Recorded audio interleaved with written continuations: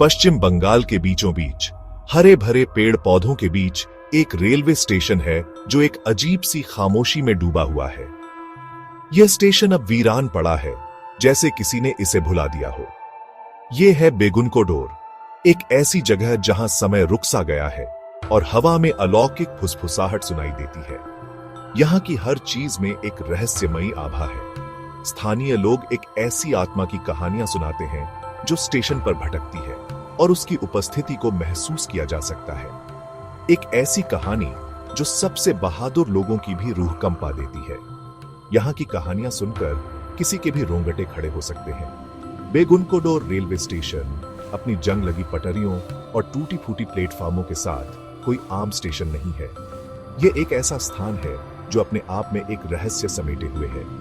यह एक ऐसी जगह है जहां जीवित और मृत के बीच का पर्दा पतला लगता है और जहां हर कोने में एक अनकही कहानी छिपी है, जहां हवा अनकही कहानियों और अलौकिक घटनाओं से भरी है। यहाँ की हर चीज में एक अजीब सी ऊर्जा है। कहा जाता है कि स्टेशन पर एक सफेद साड़ी वाली महिला का भूत रहता है जो रात के अंधेरे में दिखाई देती है, जिसकी उदास चीखें रात के सन्नाटे में गूंजती हैं। उसकी चीखें सुनकर किसी के भी दिल की धड़कन तेज हो सकती है।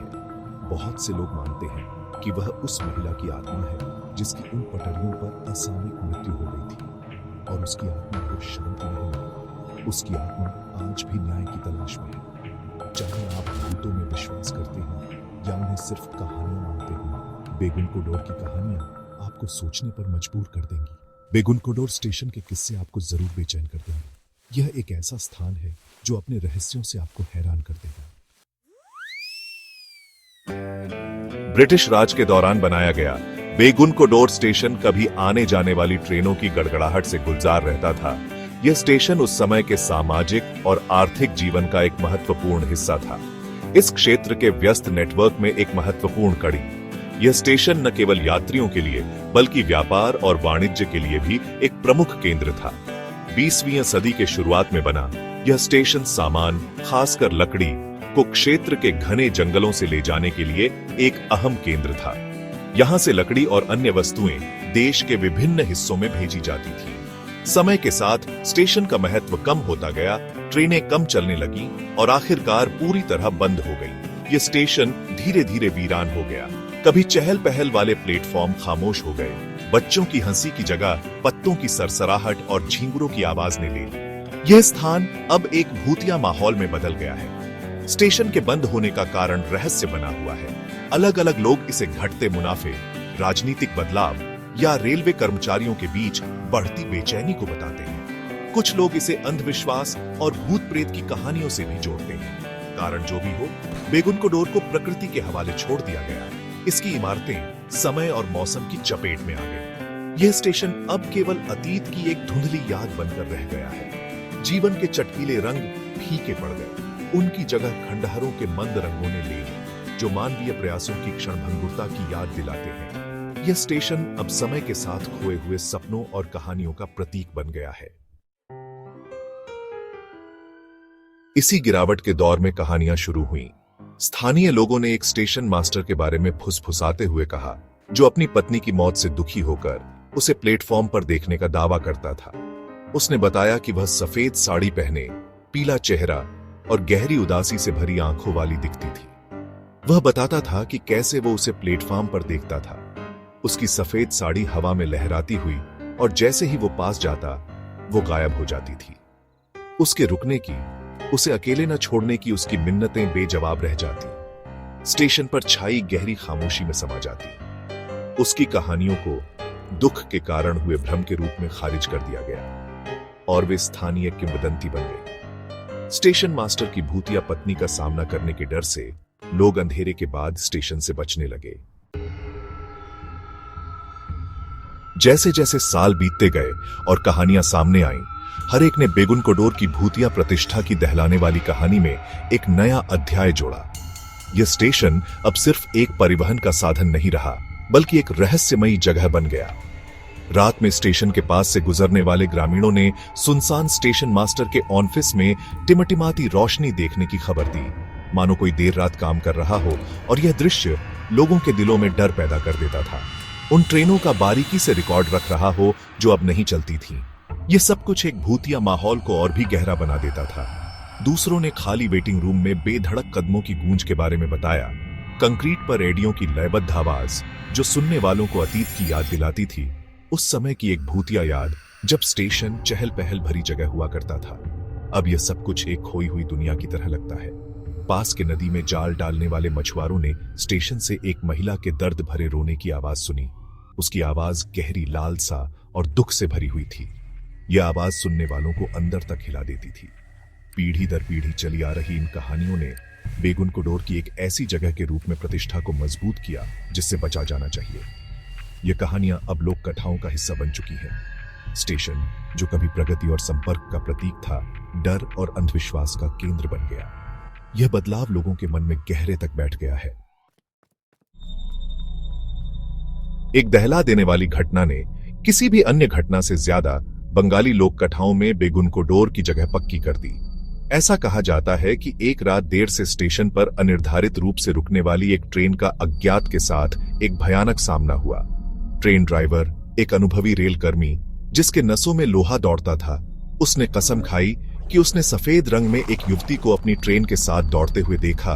उसका चेहरा डर से विकृत था। उसने ब्रेक लगा दिए, इस डर से कि उसने किसी को टक्कर मार दी है, लेकिन भयावह सन्नाटे में अपनी ही धड़कन की भूतिया गूंज के अलावा कुछ नहीं मिला। हिल चुके ड्राइवर ने घटना की सूचना दी, लेकिन उसे केवल संदेह भरी निगाहों और बेगुन कोडोर के निवासी भूत के बारे में फुसफुसाहट का सामना करना पड़ा। यह घटना स्थानीय समाचार पत्रों में छपी, जिससे बेगुन कोडोर के भूतिया किस्से और भी प्रबल हो गए। भाग 6, स्टेशन मास्टर की कहानी। स्टेशन मास्टर और उसकी भूतिया पत्नी की कहानी एक शिक्षाप्रद कहानी बन गई। प्यार और बिछोह की स्थायी शक्ति की याद दिलाती है। कुछ लोग कहते हैं कि स्टेशन मास्टर ने अपनी पोस्ट कभी नहीं छोड़ी, स्टेशन पर ही रहना चुना, अपनी प्रेमिका की एक और झलक की उम्मीद में। दूसरों का मानना है कि वह दुख के कारण पागल हो गया था। उसका मानसिक संतुलन उसके भूतिया मुठभेड़ों का शिकार हो गया। उसकी जो भी किस्मत रही हो, स्टेशन मास्टर की कहानी बेगुन कोडोर की भूतिया कहानी का एक अभिन्न अंग बन गई। स्टेशन पर उसकी उपस्थिति अभी भी महसूस की जाती है। उसकी कहानी टूटी खिड़कियों से सीटी बजाती हवा में एक निरंतर गूंज है। स्टेशन मास्टर की कहानी एक अनुस्मारक के रूप में कार्य करती है कि मृत्यु में भी कुछ बंधन टूटे नहीं रहते। प्यार और दुहक के शक्तिशाली बंधनों द्वारा भौतिक दुनिया से जुड़े रहते हैं।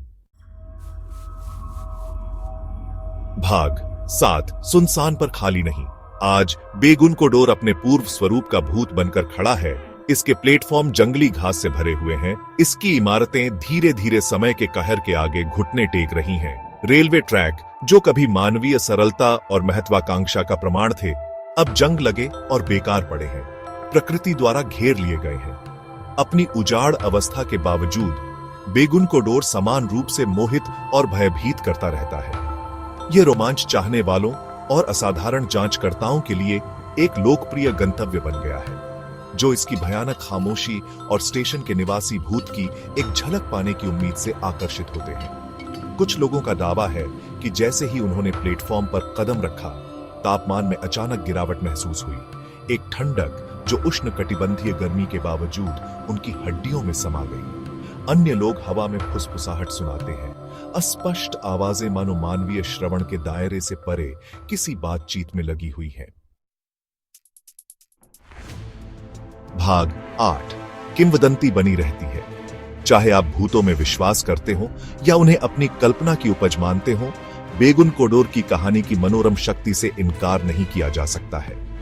यह एक ऐसी कहानी है जो हमारे सबसे गहरे डर और अज्ञात के प्रति हमारे आकर्षण से बात करती है। एक भयानक अनुस्मारक कि कुछ रहस्यों को अनसुलझा ही रहने देना बेहतर है। बेगुन कोडोर रेलवे स्टेशन की किंवदंती कहानी सुनाने की स्थायी शक्ति की एक प्रबल याद दिलाती है। यह अलौकिक के प्रति हमारे आकर्षण, अज्ञात के प्रति हमारे सहज भय और जिस तरह से कहानियां खुद को एक जगह के ताने बाने में बुन सकती हैं, इसका प्रमाण है। बेगुन कोडोर अपने जीर्ण शीर्ण प्लेटफार्मों और भयानक खामोशी के साथ एक कठोर अनुस्मारक के रूप में खड़ा है कि कुछ कहानियां वास्तव में कभी नहीं मरती।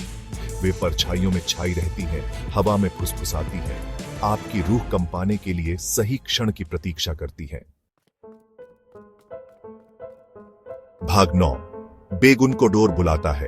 तो अगली बार जब आप खुद को पश्चिम बंगाल में पाएं और आपको ट्रेन की दूर की सीटी सुनाई दे, तो बेगुन को डोर रेलवे स्टेशन के लिए एक विचार छोड़ दें।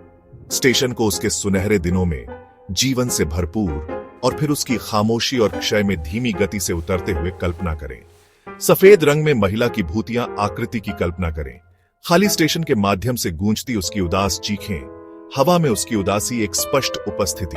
और याद रखें, कभी कभी सबसे परेशान करने वाली कहानियां वे होती हैं जो तथ्य और कल्पना के बीच की रेखा को धुंधला कर देती हैं, जिससे आप वास्तविकता की प्रकृति पर ही सवाल उठाने लगते हैं।